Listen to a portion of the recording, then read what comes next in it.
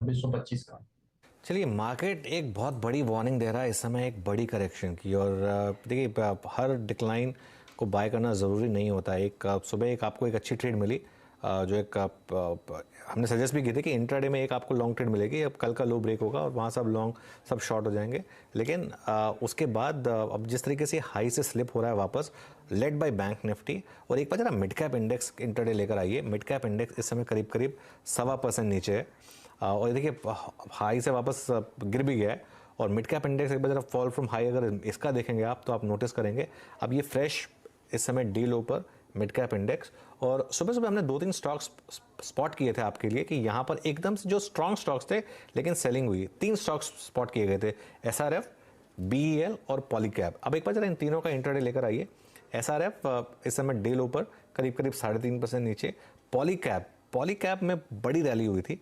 और ये इसलिए इंपॉर्टेंट हो जाता है क्योंकि ये एक करेक्शन होती है तो इनमें जहाँ पर लोग प्रॉफिट बना के रखें वो निकलने की कोशिश करते हैं, तो वहाँ पर एक सेलिंग आती है। पॉलीकैब में अब इस समय जो आप देख रहे हैं वो वही है, क्योंकि इसमें इतनी बड़ी रैली आई थी। अब 4.5% का डिक्लाइन पॉलीकैब में। और एक भारत इलेक्ट्रॉनिक्स बीएल का भी शेयर लेकर आइए, वो भी अब इस समय डे लो पर है। तो ये क्लियर कट एक मार्केट की आपको वार्निंग है कि अब लॉन्ग सौदों में से बाहर निकलिए। देखिए, बैंक निफ्टी लेकर आइए।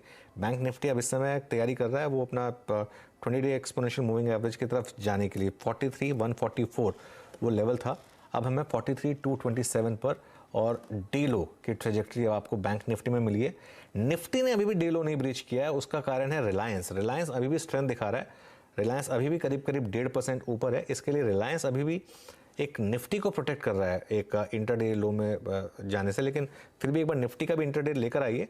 सेलिंग तो वहाँ पर भी है, लेकिन जो सुबह एक टेक्सचर डिस्कस कर रहे थे कि बाय ऑन डिप से अब थोड़ा मार्केट का टेक्सचर सेल ऑन रैली पर आएगा, जब तक आप 20 डे मूविंग एवरेज को वापस रिक्लेम नहीं कर लेते और उसके ऊपर बंद नहीं हो जाते। अब ये 18,180 की तरफ जाने के लिए तैयार है या नहीं, जो कि 50 डे एक्सपोनेंशियल मूविंग एवरेज है, ये एक देखने वाली बात होगी।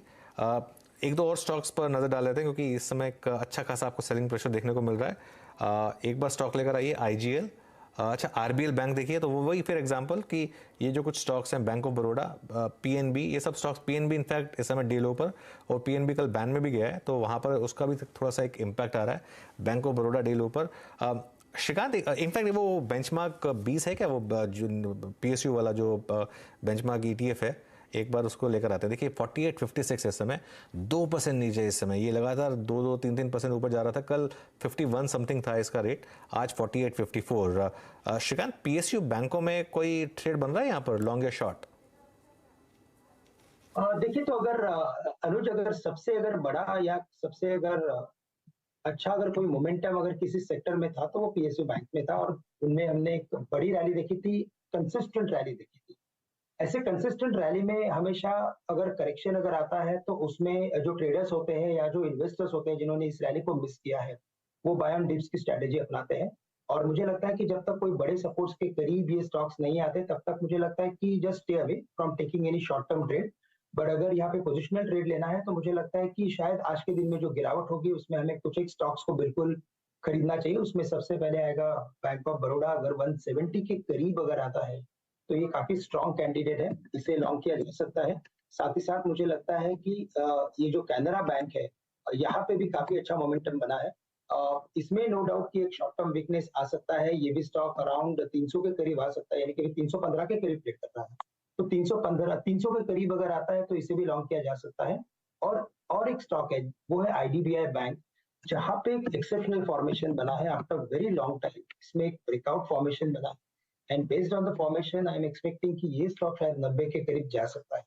तो इसे अगर खरीदते हैं तो मुझे लगता है कि यहाँ पे हम कुछ करंट लेवल से भी खरीद के चल सकते हैं, और स्टॉप लॉस हम रखेंगे अराउंड 52-53 के करीब का। लेकिन टारगेट्स अनुज हमें लगता है कि इसे 90 के करीब जाते हुए हम देख सकते हैं। चलिए ठीक है, ये रहा इस समय market at day's low except for Nifty. Bank Nifty day's low, mid cap index day's low. और मिड कैप इंडेक्स अब 400 पॉइंट से ज़्यादा नीचे, 1.25% का डिक्लाइन इस समय मिड कैप इंडेक्स में आता हुआ।